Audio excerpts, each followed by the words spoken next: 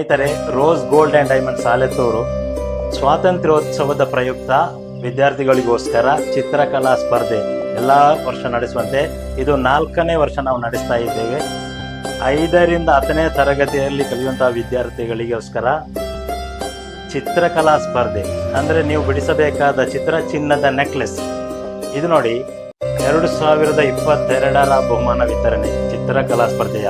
ಅದೇ ರೀತಿ 2023ರಲ್ಲಿ ಭಾಗವಹಿಸಿದಂತಹ ಚಿತ್ರಗಳು ಇಲ್ಲಿ ಕಾಣುವಂಥದ್ದು. ಅದೇ ರೀತಿ ಈಗ ನೋಡಿ 2024ರಲ್ಲಿ ಭಾಗವಹಿಸಿದಂತಹ ವಿದ್ಯಾರ್ಥಿಗಳು ಬಿಡಿಸಿದಂತಹ ಚಿತ್ರಗಳು ಇದು. ಇದೇ ರೀತಿ ಈ ವರ್ಷವೂ ಕೂಡ 2025 ಆಗಸ್ಟ್ 15ಕ್ಕೂ ಕೂಡ ನಾವು ಮಕ್ಕಳಿಗೋಸ್ಕರ ಈ ಚಿತ್ರಕಲಾ ಸ್ಪರ್ಧೆಯನ್ನು ನಾವು ಇಟ್ಟಿರ್ತೇವೆ.